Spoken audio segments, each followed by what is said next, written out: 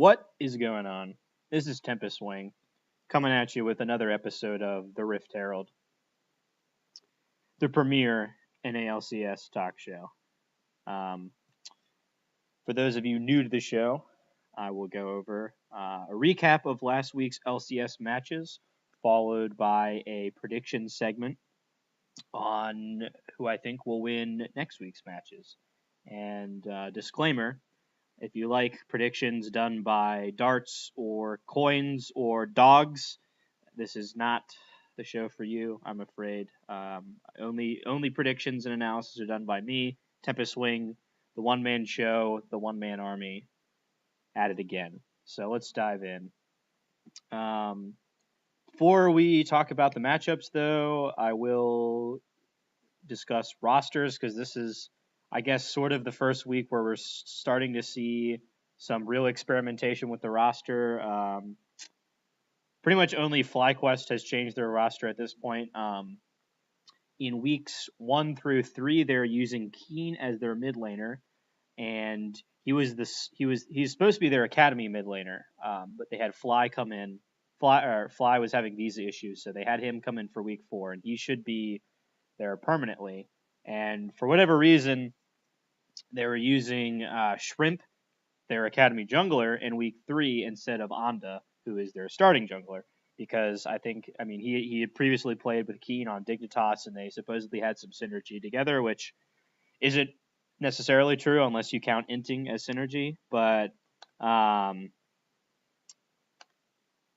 thought their roster would be stable this week, but then game 2, FlyQuest sub in the old academy support player, JJ, who I've literally never heard of, instead of Stunt.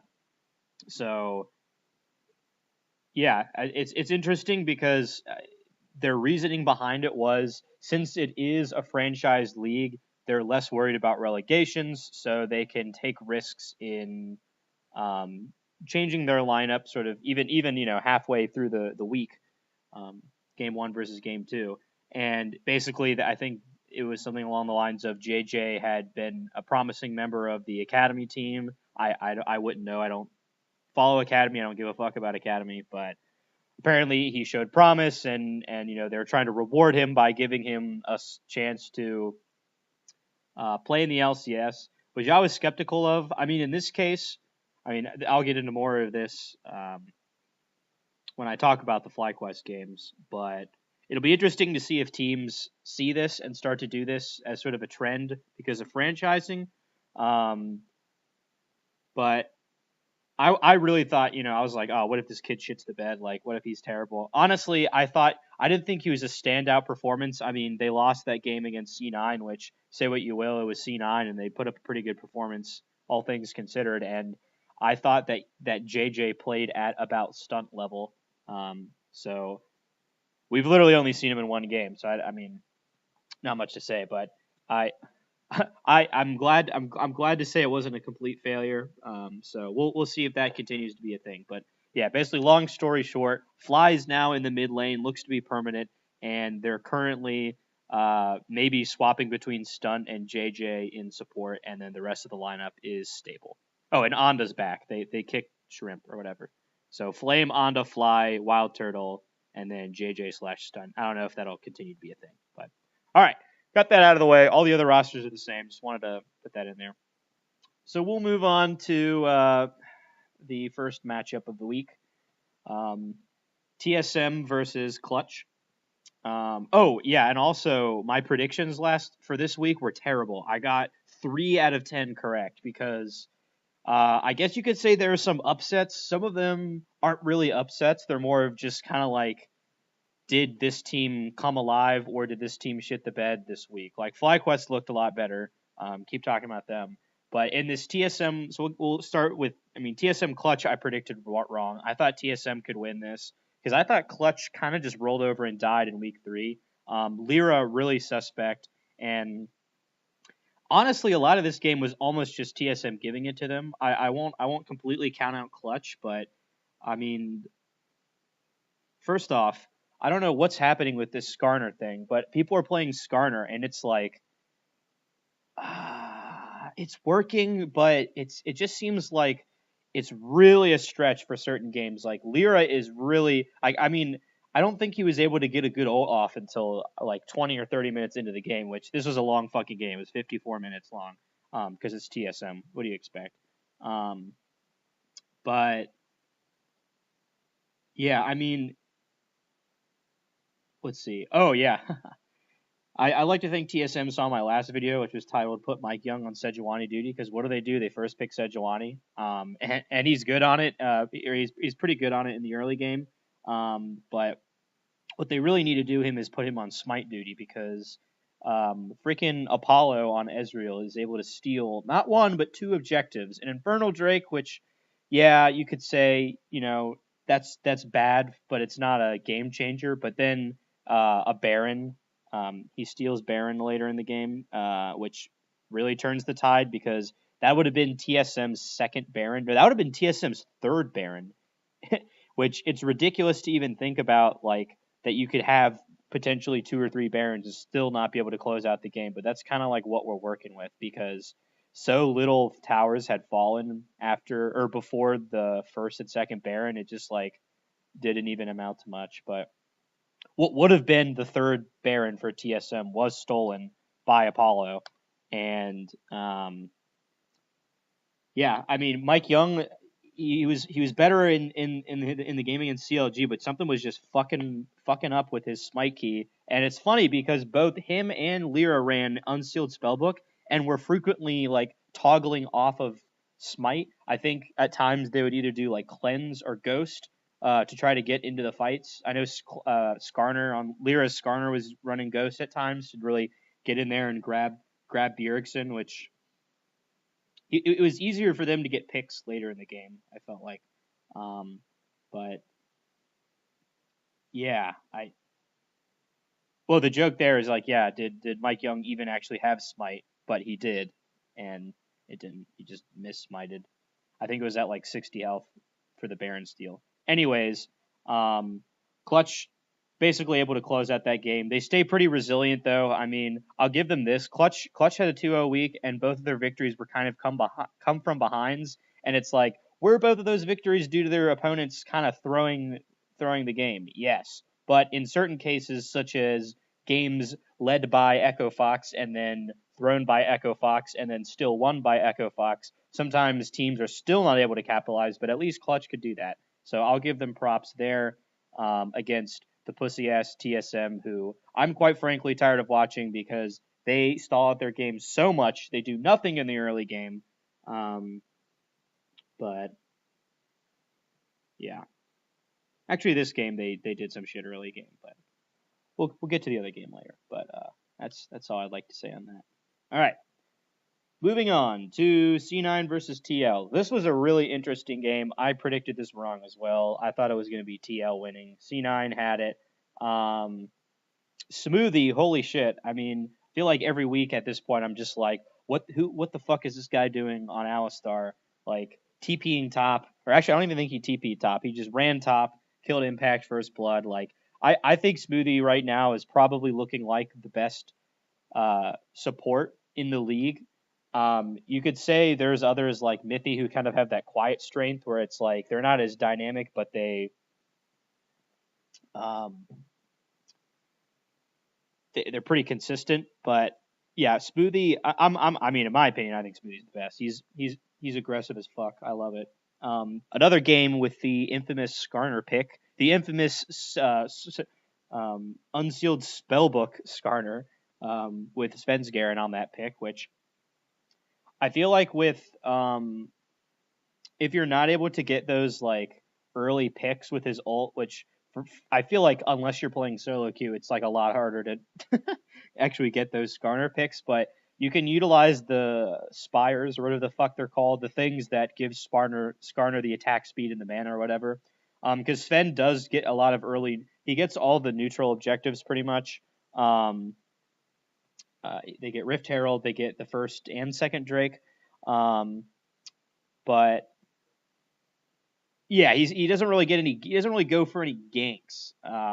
And the bad thing is neither does Xmithy because Xmithy's playing Gragas and they're running a comp. I mean, there's that one comp that they ran week 1 and week 2. I keep harkening back to it. TL ran this comp and I really liked it, and they smashed both games with it. And I don't think it's as viable now because Malzahar is nerfed and not really played anymore. But it was Gangplank, Gragas, Malzahar, Tristana, Tarek, and Tarek was banned by C9 because excuse me, TL hadn't picked their support pick until after the second banning phase. So C9 banned Tarek and Tom Kench. So Ole goes for Braum, which still a good pick to go with Trist, just because you can proc. I feel like you can proc those Braum passive, whatever the hell it's called, really easily with the Trist. And Xmithy just didn't really do that much early game. So if it's Gragas, which is more of a dynamic jungler versus a Skarner, and nothing happens, Skarner just wins hands down in my opinion because and Sven did a good job. He got those neutral objectives. He's like, all right, I'm not doing anything, but Xmithy's not doing anything either, so I can just get the fucking dragons and we'll chill out for a bit. But yeah, I mean C9 make a few plays that don't go too well. They go for a dive, Smoothie dies, but there's a part in this is sort of the turning point in the game where basically Licorice is going. They're feeding Licorice on this Vladimir. He's popping off, and Jensen's doing pretty well in the Corki. And they actually do a pretty interesting strategy where they, for a few minutes, they actually lane swap. So the Corki goes top and basically shoves in top because Impact is sort of having a hard time against the Vladimir anyways. So the tower's kind of getting chipped. So they basically have Licorice on Vlad, hold down the fort mid, and then Corki rolls top and gets that tower as well. And I thought that was kind of a cool. I like it when the top and mid are kind of interchangeable. That's a meta that you like never see anymore, but I like that a lot. So even if it was just for a couple minutes for that one push. But basically, there's a fight where it's two fights. Actually, it's almost like three fights because Jensen's 1v1ing Pobelter, Licorice is 1v1ing Impact, and then there's a 3v3 in the top where Licorice and Jensen win their respective 1v1s, and then Licorice teleports top to turn the tide in a 3v3, and then C9 get Baron, and basically, at the end of the day, grind down the base and win. So I thought that was kind of a cool ending, or it wasn't exactly the end, but it was basically once they had that Baron, it was pretty much GG. But I thought that was like a cool part of the game. I don't remember, or when was the Baron? The Baron was at let's see, 22 and a half minutes. So the fight. Oh, here's the fight. The fight was right, probably like 21 minutes and 45 seconds. Go back and watch that. I thought that was awesome. I mean, basically just the solo laners of Cloud9 outplaying their opponents, and then Licorice TPing in to sort of seal the deal on a fight that allowed them to get Baron and close out the game. So that was a fun game to watch, even though Team Liquid lost. So I'll move on to the next one. Optic versus CLG. Optic won, and I predicted this incorrectly because I thought CLG would win. My biggest criticism with this game is Darshan on Camille. My opinion right now, until proven, he's guilty until proven innocent, I'm afraid, with me. I'm going to be harsh on him. Darshan, put him on tanks. Gnar counts. You can put him on Gnar, put him on Ornn, even actually, put him on Vladimir. I don't care. Don't put him on these like hyper mechanical carries like Camille. Because he's fucking that one up 9 ways from Saturday. But it was an interesting draft because so CLG ban Ornn. CLG, mind you, are red side, which means Optic gets first pick. So CLG ban Ornn because I guess, and they banned Jace. What the hell? Like, I mean, I don't know if Zig to me is like a potato tank player, so I don't know why the hell they're banning Jace, but I'm not going to question their bans because they know better than me. But they banned Jace and Ornn.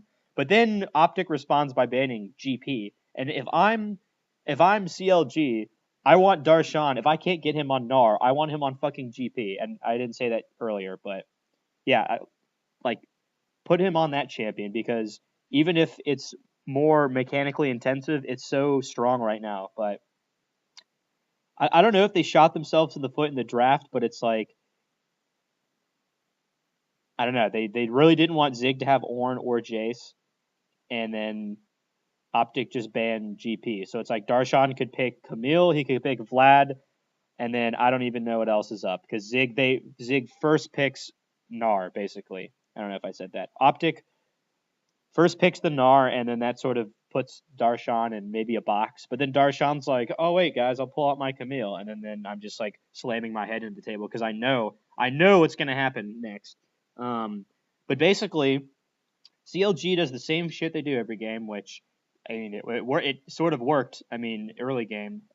It's so Reignover, Darshan, he's on his infamous Aurelion Soul, which has now been marred by a loss. I don't know if he was undefeated or just had a really good record on it, but that record just got a little bit worse, I'm afraid. But yeah, they 3-man top. They kill Zig, but Zig does like a decent job of sort of playing around the dive, and he's going down swinging basically, and at one point Darshan dives too deep and goes for a 1v1. So they basically put all their eggs in the Darshan basket, and Darshan just drops it. He drops the basket, the eggs shatter everywhere, and then that's basically what happens.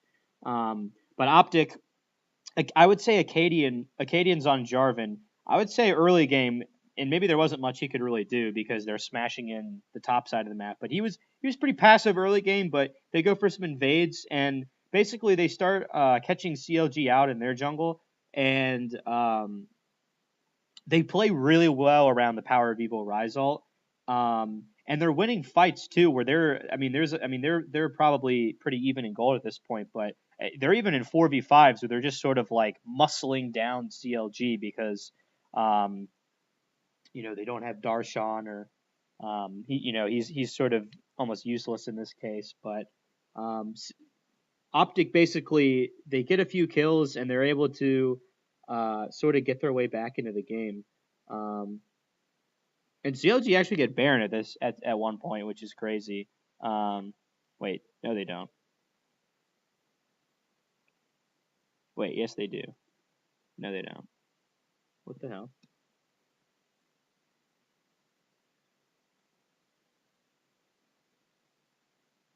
Oh, they get Rift Herald. My bad. Okay. Anyways, Optic do get Baron though. But basically, yeah, I would say they invest a lot of resources into getting Darshan ahead. It doesn't really go according to plan.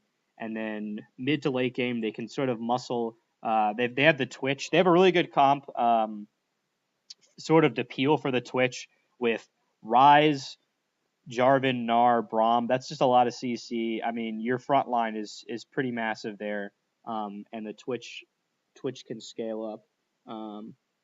And you know what? I called Lemon. I forgot if this was last week or the week before, but I called Lemon the anti playmaker. He did make a really good play where he flashed Braum ults the Biofrost on Tom Kench. They kill him, which basically allows them to sort of get their way into the base and sort of and snowball their lead. But yeah, this was another game where Reignover was sort of after the early game with Darshan, he was kind of a non-factor. In fact, he did get caught out a couple times. Which that was the Baron thing I was trying to remember. When basically he gets caught out and Optic can get the Baron, but yeah, it's weird because CLG I feel like go for this almost the same strategy every single game where it's 3-man top to dive for Darshan, and it's basically just like if I don't like it that they're living or dying by Darshan because a lot of the times they're just dying. It's either that or they do the 1-3-1, which I'll talk about in the TSM game. But I think I've said enough here. Well played by Optic to sort of grind their way back into this game. Power of Evil looked good in this. Power of Evil looked pretty good in general this week, I thought, even in their loss. But he played the Rise well, I'll say. All right, moving on to 100 Thieves versus FlyQuest. Yeah, so 100 Thieves definitely baited me this week because they played FlyQuest and Golden Guardians, who I thought were two of the worst teams, and they lost to both of them. And I thought both FlyQuest and Golden Guardians looked the best they've ever looked this week, which might not be saying a lot. But as I was saying before, FlyQuest do have this is the first and only time they have used their starting lineup because in the next game they sub out Stun. Um, but basically, you look at the scoreline, you're like, oh my god, Wild Turtle, how did he get all these kills? Fucking carrying. Now, this is what happened. Onda basically is very aggressive early game, and he's able to gank bot, gank top, gank everywhere, and basically he's ganking all over the fucking place. And 100 Thieves roll over and die.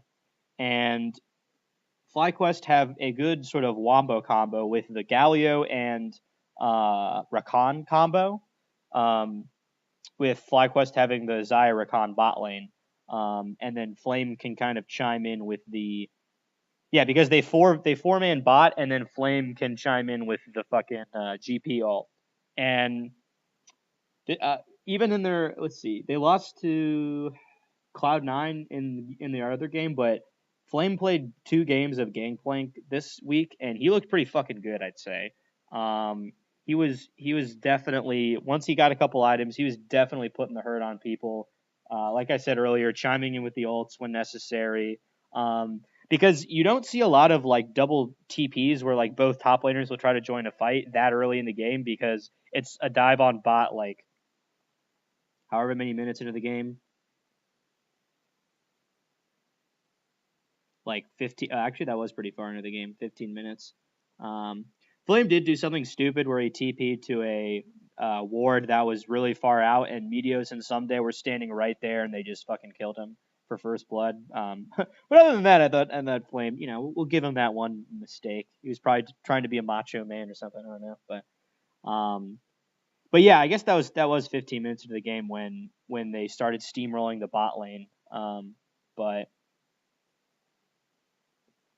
yeah, in situations where you can 4-man or 3-man bot, and it's a Narv or it's Gangplank versus pretty much any champion that doesn't have a global, and you can use the Gangplank ult to basically make it almost like a 5-man bot, then that's super good. So I liked their sort of global, and then they have the Galio, which is global too. So I like their sort of global comp, and I'm becoming a big fan of this Jax pick because you can kind of just if you're tanky enough, you can kind of just leap in and just bang someone's head in with the Counter Strike stun. So I thought Onda played the Jax fairly well, but it was mainly just this this wombo combo, and 100 Thieves didn't do anything. They honestly just kind of let FlyQuest engage on them, and they won a few fights, got Baron, and I mean it was kind of a rinse and repeat, done deal sort of thing. So that's all I have to say about that. 100 Thieves not looking too good this week, I'm afraid, but that's okay. All right. Next is Echo Fox versus Golden Guardians. Woo! This was I remember I said, what if Golden Guardians win? And they didn't. But I knew this game would be a fiesta, which it was, because Dardoch just kills the early game. He gets Huni 2 kills, one in a straight up gank and one in like a lane gank where he's just beating off in the brush waiting for Lorlo to push up.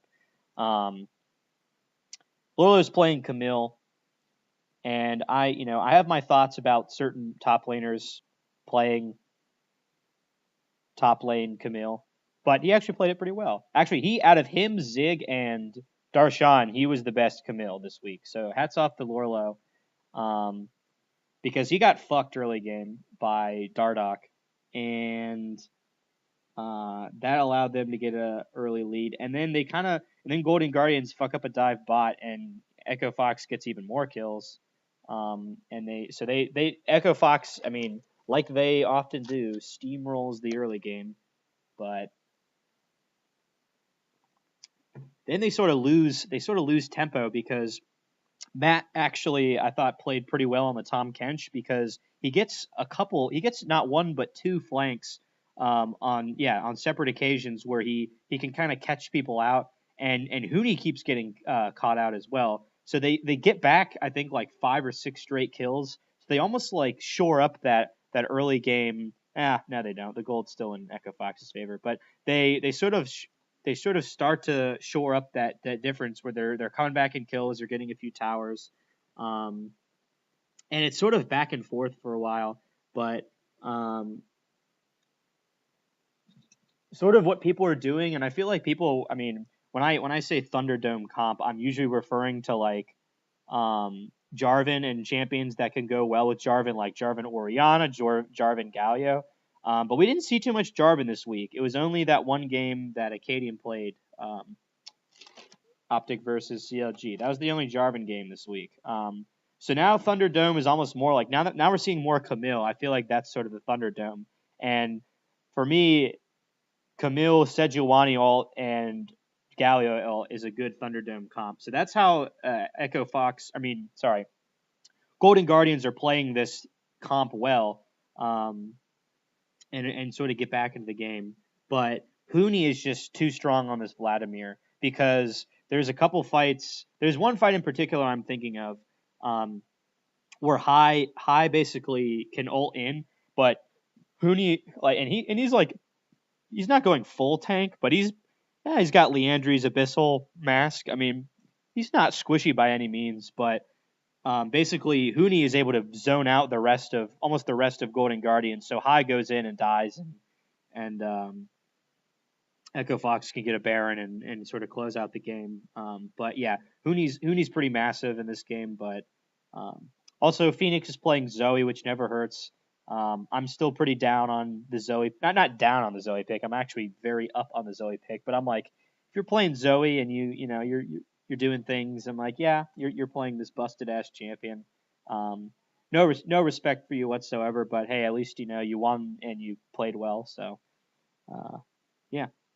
Um, yeah, so I mean, it's another game where I'm waiting for Echo Fox to have another loss where they sort of throw away their early game lead, but then manage to grab it back at the last minute and outplay their opponents. So,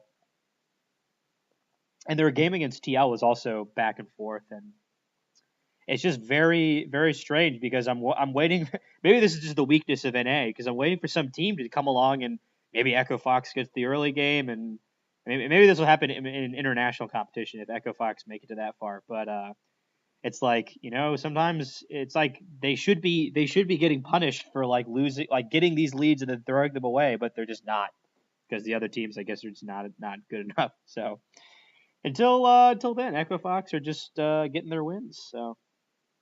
That does it for day one. Those are the day one matchups. Um, moving on down to day two. C9 versus Fly. This was a very interesting game because FlyQuest, I would say, for the most part, controlled this like entire game until C9 get a kill, get Baron, and then it's over.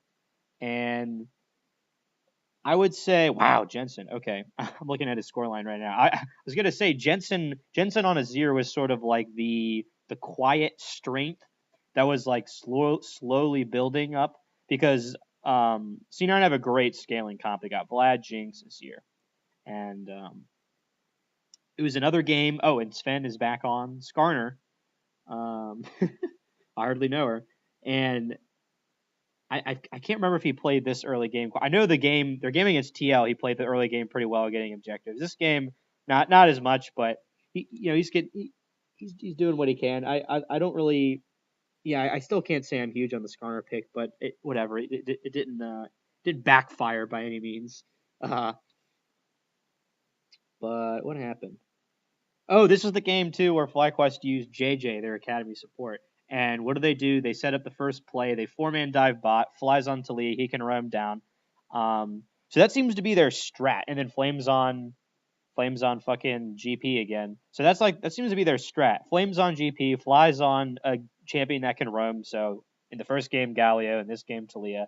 And then Onda's on Jax again, and they're just banging in bot lane. Which, I mean, it makes sense because, like, if you can get, I guess that's who you want to get ahead is Wild Turtle, get him fed. Because he's gonna, I mean, whether they backfire or not, he's gonna make you the plays and get you the damage that you need. So it worked. I mean, Fly get an early lead. C9 get Rift Herald. I think they trade. Um, let's see. I'm really fact checking here. No, they don't trade objectives. FlyQuest do get C9 do get the Rift Herald with Skarner. So added again with the neutral objectives there. But yeah, I mean, they have there's some back and forth where, I mean, FlyQuest are definitely setting sort of like the tempo of the game because after the Rift Herald, there's an encounter bot where they get Sven and like Jensen and Licorice sort of get out like by the skin of their teeth, and Flame in this game. This was actually probably the more impressive Gangplank game because Flame, I mean, he just guns down Licorice like straight up. Licorice is playing Vlad, and at this point in the game, Flame is just he's pretty much a monster. Like he's doing all sorts. He's putting the hurt on him, but there's an interesting play where Smoothie and Sven together are able to catch out Fly on Talia, and since he's down, C9 try to Baron, and they're all sort of. I mean, they have the numbers advantage because Fly's dead, but they're all sort of low, and it's like kind of because like Onda's still up, so it's sort of a 50-50. And I thought it was an intelligent decision for them to back off, but then what they didn't consider is FlyQuest is like, yo, we're gonna start this Baron, and then they get Baron, and then they're not able to really get anything from the Baron. Actually, I'm looking at the chart right now. They get absolutely nothing. They don't get a single objective if this thing is correct. I thought they got maybe like a couple towers, but not the base or anything. But no, they literally get nothing. So I don't know what the hell happened there. But Jensen, as I was saying, is sort of he in sort of these scraps that are going back and forth. I mean, Jensen's picking up a few kills here and there. He's not dying too much. And then by this point in the game, he's 3-4 items on his ear. He's doing shit.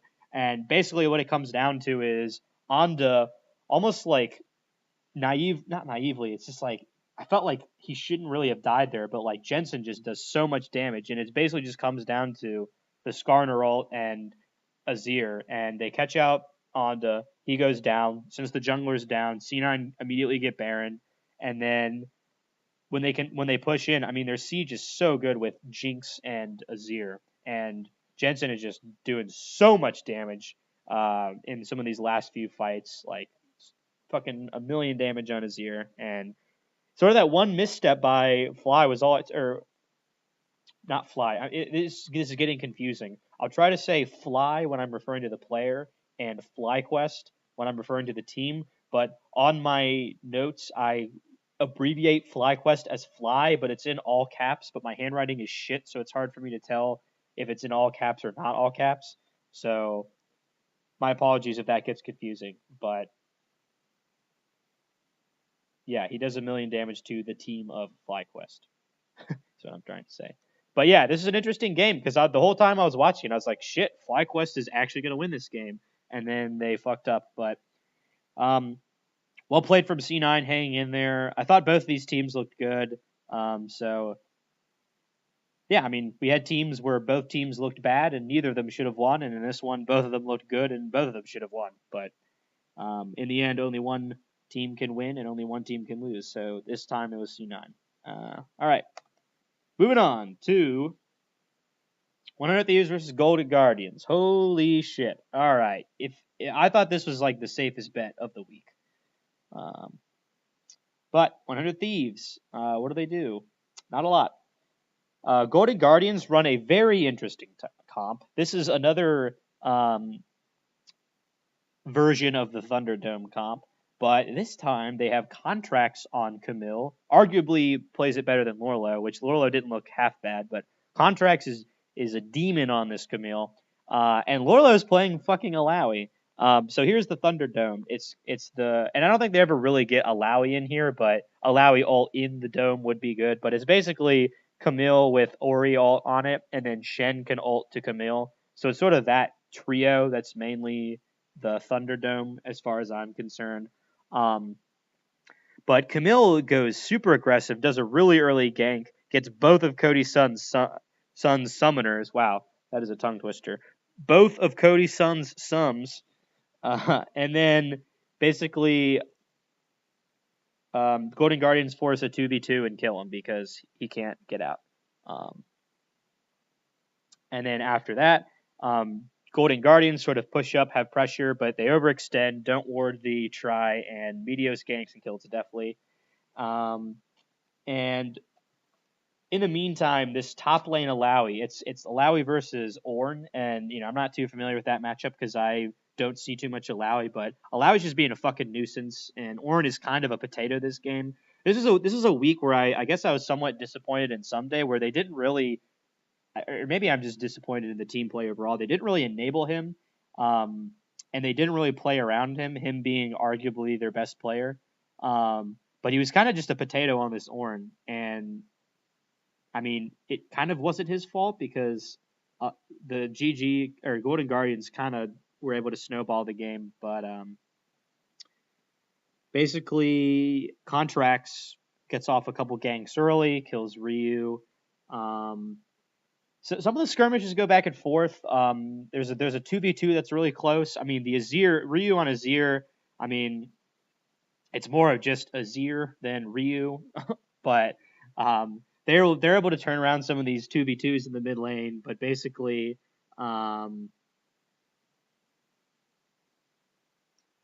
they just play very well around the Camille ult and the Shen ult is what happens. And I think 100 Thieves put up more of a fight, but basically, oh yeah, the one thing that 100 Thieves did that like they actually went for, which didn't work out, was later in the game when they tried to Baron, and Lorlo is literally like in the base getting. I think he got bot tower. Let me just double check. He got fucking yeah. He got the tower and the inhibitor bot, and then while 100 Thieves is trying to Baron, and then he just TPs in, and then they just win the fight. And then they just get Baron and end the fucking game. But another thing that I would add is Afremu was playing Taric, and I thought it was a situation where if you have a sustained fight, especially you would think with Azir and Taric, Azir has so much time to just sort of like free auto and get a lot of damage off, but I thought that Golden Guardians in general, I mean, their comp is fairly mobile with their primary engage being Camille, who can kind of, slip and dip in and out of fights, but I thought they did play well around the Taric ult. So that'll be a wrap for that one. Basically, Golden Guardians, they're still fucking up some of their plays, but they don't fuck up enough of them to get the win. That's how I'm going to wrap that one up. Let's move on to the most boring game of the week, TSM versus CLG, where literally nothing happens for 15 minutes. Except I think CLG get a dragon. Whoop-de-fucking-do. And then, well, it gets a little exciting. I mean, you might have to sit down, but there's basically a lane swap to, I mean, get into your time machine and go back to season 4 because it's basically the bot lane and the jungler on opposite sides of the map trying to rush down the first Drake. And TSM gets it.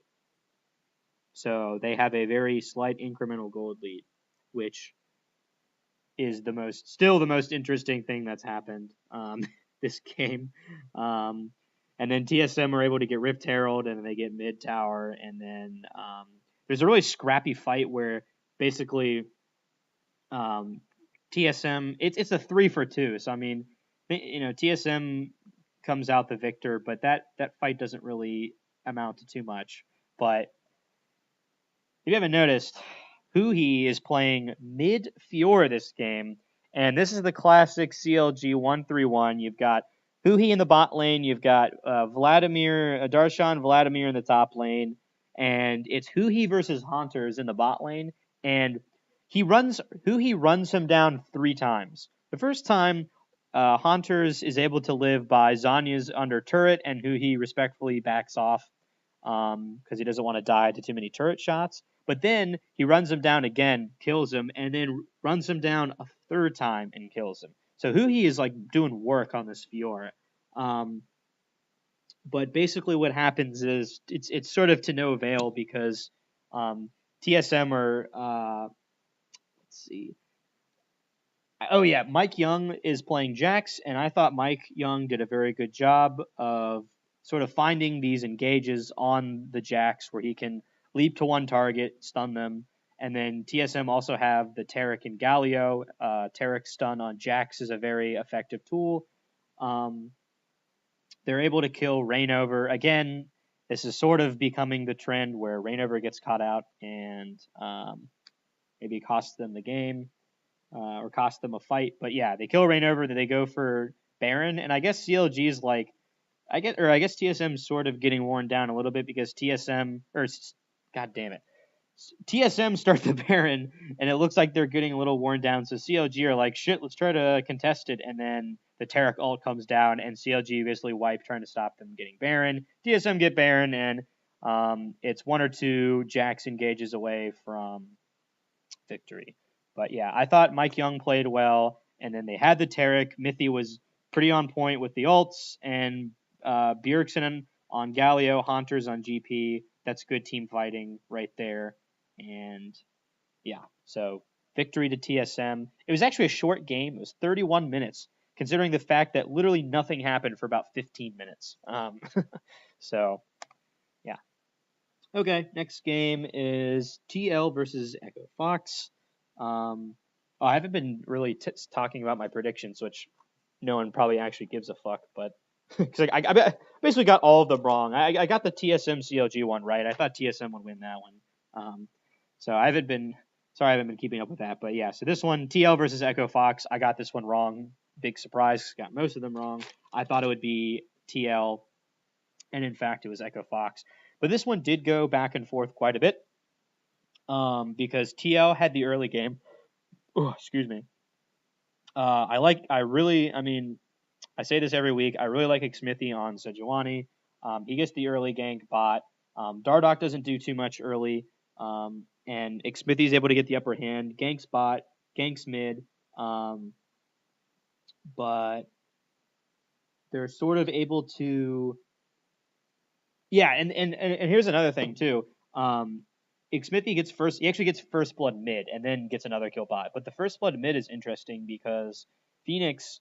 Am I hypercritical on Phoenix? Yes, but basically what happened was he blows his cleanse on the. Oh yeah, I remember what happens. He blows his cleanse because Pobelter basically just is on the rise, and he basically just muscles him down to like almost 0 health. And I think Phoenix cleanses like one of his abilities. It was either the snare or maybe his E or something that would have done enough damage to kill him. So Phoenix is at like 0 health, but he doesn't back. And then Xmithy comes in, ganks, and Phoenix like fucks up his flash. I mean, we all do this where like we die as we're flashing, and then it's like fuck, like I should have just like saved my flash because I was gonna die anyways. But that was just Phoenix losing a 1v1 to Pobelter, and I mean, you can say what you will there, but Xmithy comes in and secures the kill, and then gets another kill bot. But then they basically continue to sort of cave in bot, but Echo Fox, again, with the GP, they're able to sort of have an extra man in the fight, even if the man is not in the fight, if he's up in the top lane. So with the GP ult, and Huni does a pretty good job with the GP ult this game. So they turn around to fight, and then Echo Fox starts winning. They sort of start getting some momentum too. There's one fight in particular where they start a fight, and Zach, they're sort of able to back up, and I think Zach picks up some people and carries them away from a wall where Flashless Double Lift is trying to auto over the wall as Cog, but basically has to run like all the way around, so he's out of the fight, so they lose that fight. Then Double Lift gets caught out, dies, they get top tower, and then it's starting to look like Echo Fox is going to steamroll this game, but TL wins a crucial fight around Baron. It's a good Gnar ult from Impact, gets 3 people. I believe they kill 2 people, and then TL gets Baron. But unfortunately, since TL was sort of down early game, they really don't get much from this Baron. And even after the Baron, I made a note that they only after their Baron wore off, they only had 4 towers total, which I guess even though there's a lot of action in this game, structure-wise, I felt like it was relatively slow-paced. So at that point of the game, TL wasn't really to get off that much. But basically, the Dardoch Zac is really crucial here, and he's good. His ult is good for sort of like it's like TL comes into a fight a certain way, and Zac can pretty much just like fuck that up by getting the ult and then picking someone up. And even if it's not like even if it's at the front line, he can just like misposition them so that it's sort of like a mismatch. Like I think he picks up like Smithy or Gnar or something and just like takes them away from the rest of the team. So like their engage is kind of fucked. And also in this fight, Pobelter kind of tries to come in the back because he's not with them, and Echo Fox have 5, TL have 4, and Pobelter's trying to get in the back, and he's just kind of zoned out. So that's a bad fight for TL. Echo Fox gets a few there. They get Baron. They can also zone with the GP ult, as I said. I thought Xmithy played the jungle matchup well, where he can stop the Zac Elastic Slingshot with his Q. He did that several times during these fights. This is also a crazy game Drake wise. I mean, I don't know if it's been a while since I've seen this, but TL had 2 Mountain Drakes and 1 Inferno Drake, and Echo Fox have 2 Inferno Drakes. So these Drakes are crazy for fights and chopping shit down on the map. But basically, it sort of comes down to TL losing vision around Baron, and then with Callista, Altec on Callista, they're able to rush down Baron and sort of get the safe smite secure on that with the Callista Rend as well, and they get a pick, and it's pretty much over from there. So this game was probably more. I think Echo Fox actually played smarter this game than they did against Golden Guardians, but it was still sort of a back and forth where you could see either team sort of winning, but in the end, it was sort of I would say it was the Zac and the gang playing. I mean, the dynamic duo Huni and Dardoch. What can I say? I mean, they play well in sort of these team engages like they like to do. All right. That's all I'm going to say about that. And then last game is Optic versus Clutch. I got this one wrong. I thought Optic could pull it out, but Clutch won this one. And I mean, to prove my point, thinking that Optic was going to win, Optic was winning this game, and you could see this is basically what I thought was going to happen. And Acadian and Power of Evil. Power of Evil is on Galio, so they're doing the 4-man dive bot, which we're seeing a lot of. A lot of teams are doing this where they'll run global, or they'll run like Talia, Galio, or whatever, and they'll 4-man bot dive. And I guess you could say this is sort of a result of the double Targons meta. Early game, the bot lanes are like more vulnerable because they're running either.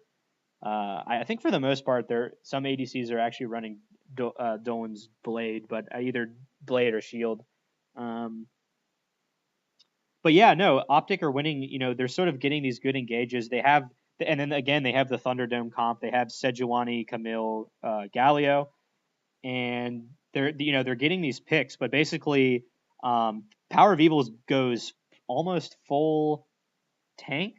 And I'm looking at his items right now. It's very peculiar because I didn't realize he built Morellonomicon, but he built them in this order. I mean, he has Merc Treads for boots, so he got that whenever. But he went Abyssal Mask, and then I specifically remember his second item was Gargoyle Stoneplate.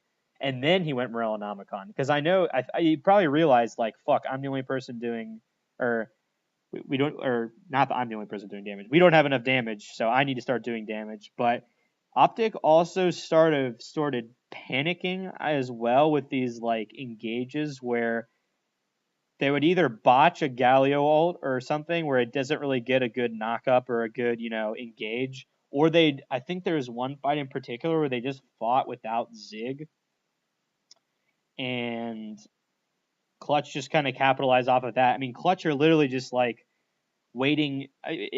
They just wait for their opponents to fuck up, and then they're like, "Surprise! You've activated our trap card. We're actually somewhat competent." And this one was weird because I was like, I think both games they played somewhat scaling comps, but in this game, Lyra was on Kha'Zix and did like absolutely nothing early game, but Febiven was on Cass, so I guess that's pretty good for scaling. But I was like, what's gonna happen with this Kha'Zix that can't really do anything? But then like Optic just kind of threw themselves at Clutch, and then Kha'Zix ended up getting some good picks. So it was an interesting one for sure. But that's really all I have to say about that. Let's get into these predictions because this is a really interesting week, I think, because we're starting to see some of the rematches and some of the. So day one is basically they play the only team they haven't played, and then after the first day, the first round robin is over, and then day two, is when they start doing the rematches, and I feel like there's some really interesting matchups here. And it's interesting to see like which teams they haven't played yet because some of them it's just like wow, like some of these matchups I didn't even realize I hadn't seen yet, but they're good. So we'll start with TL versus CLG. That's the first game. I think that TL will win. They definitely looked vulnerable for the first time in I think week 4 was a rough week for them, but against a team like CLG, I still think they can have the upper hand. If CLG, I mean, I'm assuming CLG will try to play around Darshan as they often do.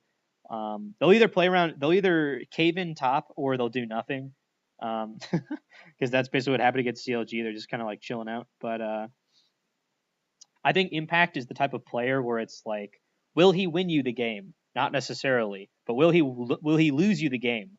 Probably not. So if they put a lot of pressure on Impact and go for that sort of dive and then open up to the 1-3-1, I think that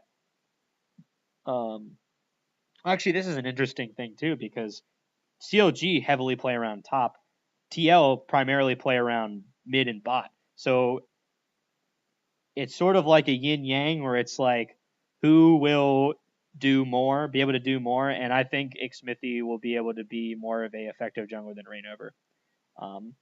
I think Xmithy has proved even in these losses that he can play around Pobelter well, in sort of the 2v2 mid jungle, and he can also get some good ganks off bot. And Rainover, we saw some of that with the 3-man with Huhi, but he's a little more inconsistent, so I'm giving it to TL. Moving on to 100 Thieves versus Echo Fox. I'm glad that 100 Thieves is playing like relatively competent people this week because I'm tempted to just give them auto losses because if I'm basing my predictions on what I saw from week 4, they just did absolutely nothing. And I'd really like to see them start playing around Someday again.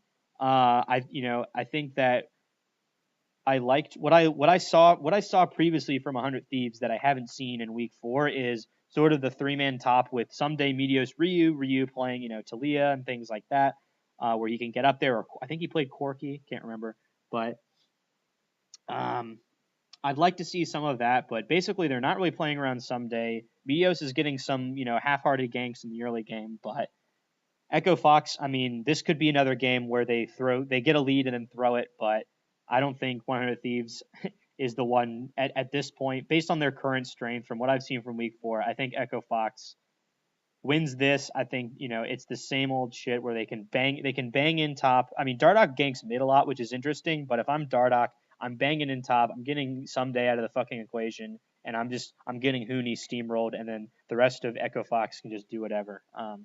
So yeah, I'd give it to Echo Fox, even though they're a little bit squirrely in the mid game.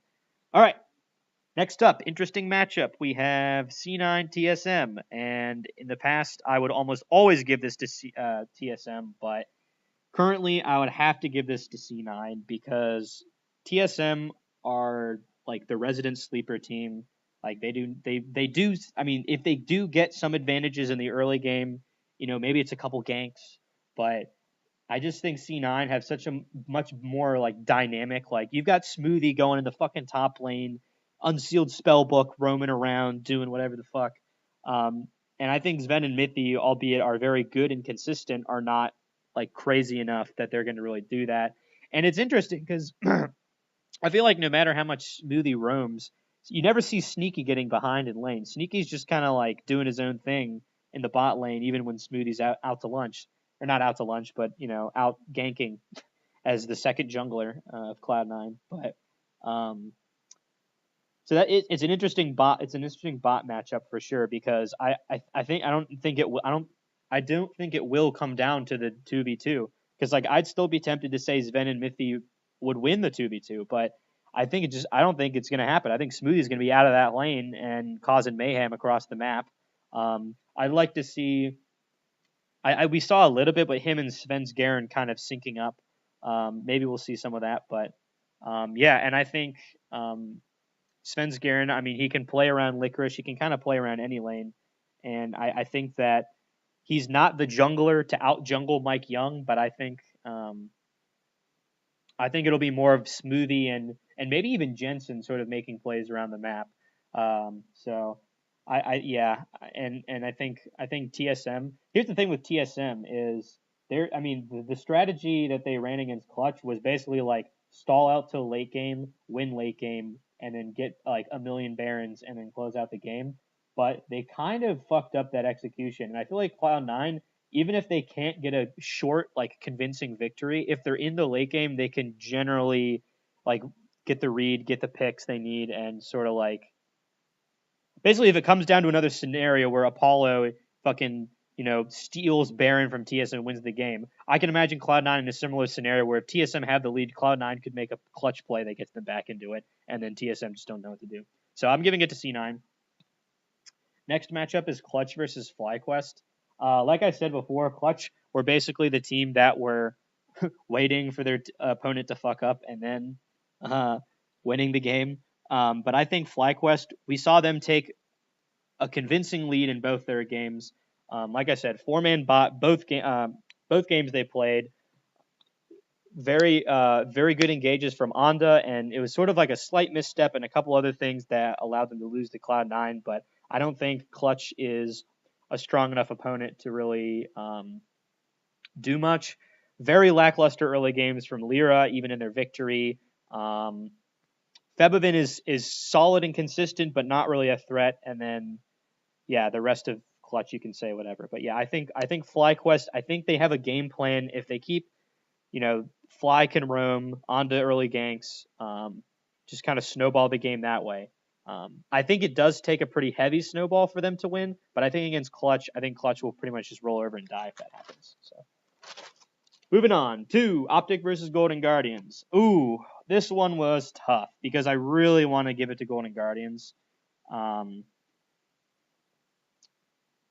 but they're just too inconsistent. Like both these teams are so inconsistent because Optic on one hand are very eager to fight and at times will almost overextend I'll say over engage, if that makes any sense. Like they'll try to engage, fuck up the engage, and then be like, well, we're already in here. Let's keep it going. And I feel like Golden Guardians almost do the same thing where they're scrappy in the fact that they pick a lot of fights, but they don't always win them. And they won. They're consistent enough in the 100 Thieves game, but I think Optic will put up more of a resistance against Golden Guardians. Sort of a similar play style. I mean, I just think Optic would have the upper hand. I think PoE looked really solid. You can say what you will about his Galio performance. I thought it was. I mean, yeah, maybe he should have bought more damage. Whoop de fucking do. But I thought PoE looked good. But Contracts and High definitely playing well together. But so this one was tough. But I am going to give it to Optic for the reasons I just said. Just maybe a slightly more superior version of Golden Guardians, in a sense, I guess. Also, it'll be interesting to see in this matchup what happens with Camille, because we saw Zig play Camille, and then we saw Lorlo and Contracts play Camille. So, and then we saw Poe and High both play Galio. So this is gonna be the Thunderdome game right here. Mark my words. Moving on, this is interesting. I don't know what Riot scheduling had to do with this, but we have it again: Clutch versus TSM for the second week in a row.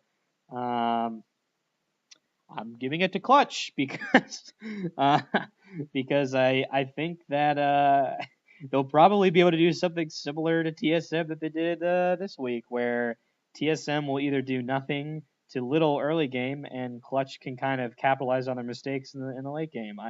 I don't trust TSM that much at the moment, and um, this might be somewhat of a weird logic, but I'm like, yeah, if I'm basing my predictions on week 4 and Clutch beat TSM in week 4 and they're playing TSM in week 5, I'm going to give it to Clutch. So, yeah. Next matchup, TL versus Golden Guardians. I'm giving it to TL. Golden Guardians look better, but they're still definitely one of the weakest teams. And I think that TL, again, had a rough week, but I think they'll just have a superior game to Golden Guardians. The last time these two teams met, Golden Guardians were aggressive, and they did go for a lot of plays around the bot lane, if I recall. That was week 2 or week 3. But TL were basically just able to outplay the team fights. But what else can I say here? I feel like these teams have very different play styles, because Contracts is like the ham jungler who will get in your fucking face with these aggressive picks. Who did he play in the other game? He played... Where's this tab? Oh, he played Sejuani. Yeah. Sejuani is not what you want to put Contracts on, I feel like. Put him on Jarvan, put him on Kha'Zix, put him on fucking Camille. And in fact, if I'm TL, I maybe just ban Camille, because I'm not looking at Xmithy or Impact to play that champion. But Xmithy is more of the slow control jungler. He'll play Gragas. He'll play high CC champions, where it's like if he can get a good gank off, that's almost like a guaranteed kill.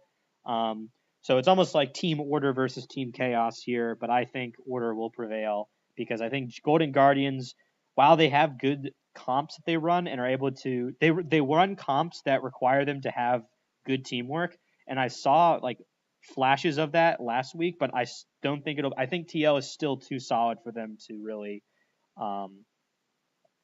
get a victory here. So I'll give it to TL. Next, we have Echo Fox versus C9, another interesting matchup, because these are currently the two top teams.